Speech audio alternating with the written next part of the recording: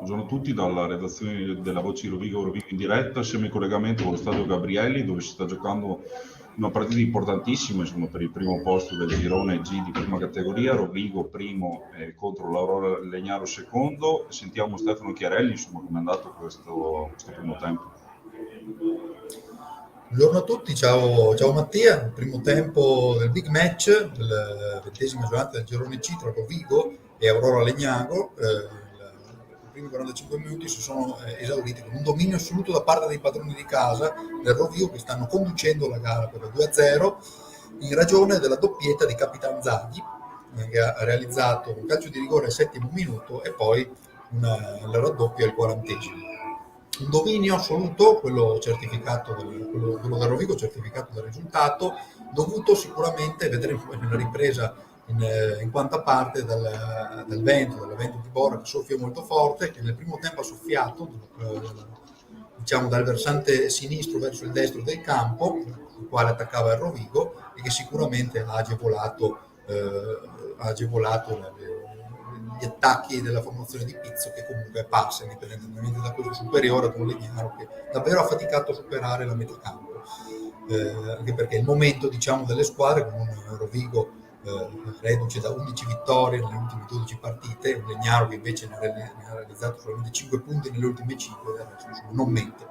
Come dicevamo, il Rovigo si è portato in vantaggio al 7° minuto, un pallone vagante in aria alto che il centrale del Legnaro, Callegaro, ha battezzato male, incocciando il piede di Ochoa, che è stato lesto di inserirsi. Calcio di rigore inevitabile che Zaghi ha trasformato in maniera fredda. Ricordiamoci che Zaghi invece una settimana fa aveva fallito il suo calcio di rigore a Crespino. Rovigo ha condotto con autorità l'incontro, arrivando varie volte in maniera pericolosa vicino alla porta di Rosso. L'occasione più pericolosa è stata compiuta al 24°, una diciamo, di queste occasioni, al 24°, con Timpanaro che ha colpito un palo clamoroso a seguito di un bel cross di Voltolina che ha attraversato una selva di gambe fino ad arrivare al furetto biancazzurro postato sul secondo palo, ma la palla ha colpito il palo.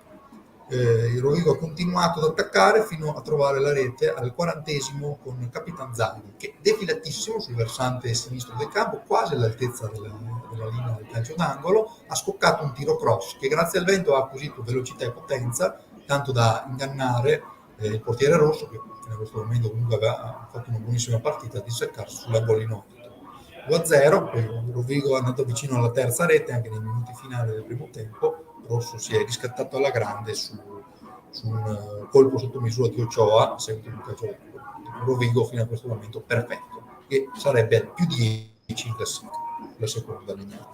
Sì, abbiamo detto più 10 in classifica, mandare a meno 10 la seconda in classifica non sarebbe cosa da poco, potrebbe essere una domenica veramente importante, decisiva, anche se comunque mancano ancora diverse partite alla fine del campionato. Sì, chiaro, mancano ancora 6 partite, 18 punti, però qualora Rovigo dovesse riuscire a vincere questa partita ad andare a più 10, diciamo, ipotecherebbe in maniera sensibile, ecco, questo campionato. Sarebbe difficile pensare che in un miracolo, ecco, del Legnaro, un suicidio tra virgolette sportivo del Rovigo, però c'è tutto un secondo tempo da giocare che il Rovigo dovrà affrontare contro vento, e quindi questo sarà un elemento da non sottovalutare. E poi nel caso dovesse vincere poi potrà concentrarsi sulla Coppa. Esatto. Mercoledì ci sarà la semifinale d'andata con il Gabrielli contro il Sarri. Va bene, allora ti ringraziamo Stefano e ringraziamo tutti quelli che ci hanno seguito. Un saluto a tutti, ciao Mattia, grazie.